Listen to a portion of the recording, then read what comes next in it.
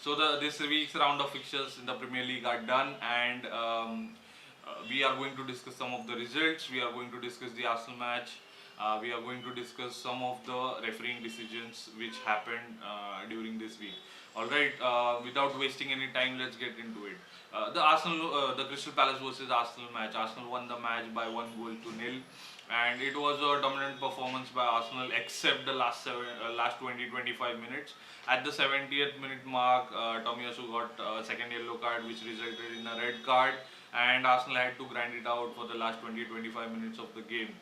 So this game showed me something about Arsenal which I wouldn't have said a couple of years ago, maybe 3-4 years ago, or even 5-6 years ago.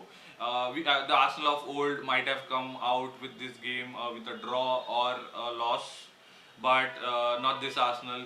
This Arsenal is very resilient, and I fear for other clubs fans because we didn't have a perfect start yet in the Premier League. Although we have won 2 out of 2 games, but it's a Manchester City's start because Manchester City don't start the games well. They get into full flow post December. So I expect Arsenal to get 12 out of 12 points before we move into the international break because we have Manchester United. I think we have a game against Manchester United, and Fulham is next. Correct me if I am wrong.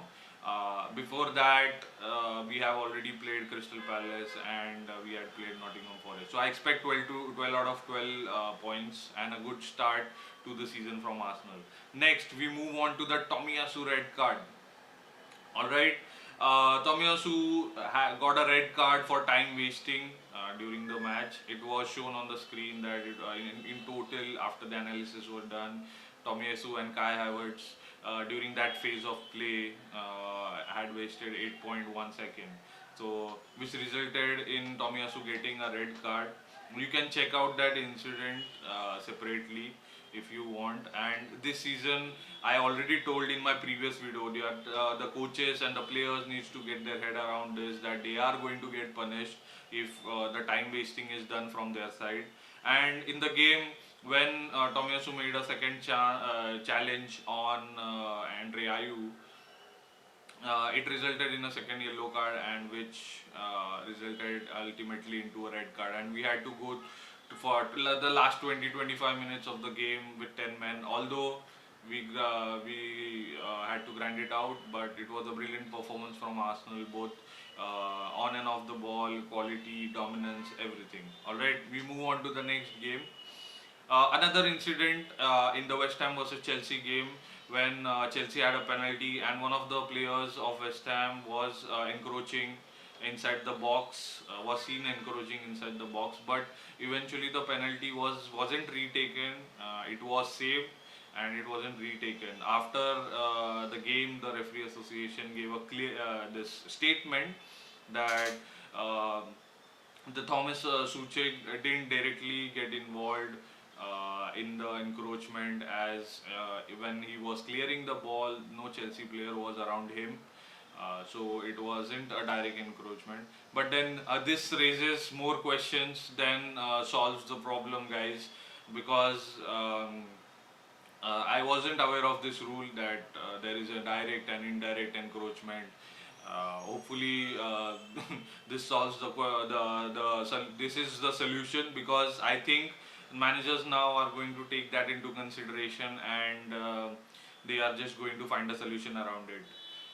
Okay, all right. So the next thing we are going to talk about is the Tottenham versus Manchester United result. Now, Manchester United didn't turn up in this match at all, guys, and Tottenham did. Although it was played at White Hart Lane, still it gives Manchester United no excuse to not turn up for the game. All right, if you are serious title contenders or title challengers, you need to win this kind of games. All right. Now, the thing with Manchester United is, I truly believe they are going to challenge this season.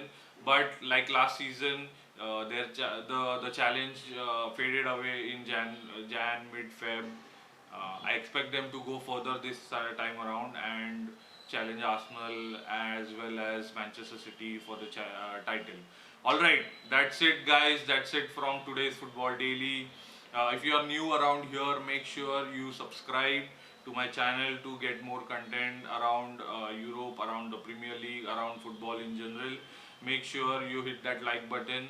I will see you next time. Bye bye.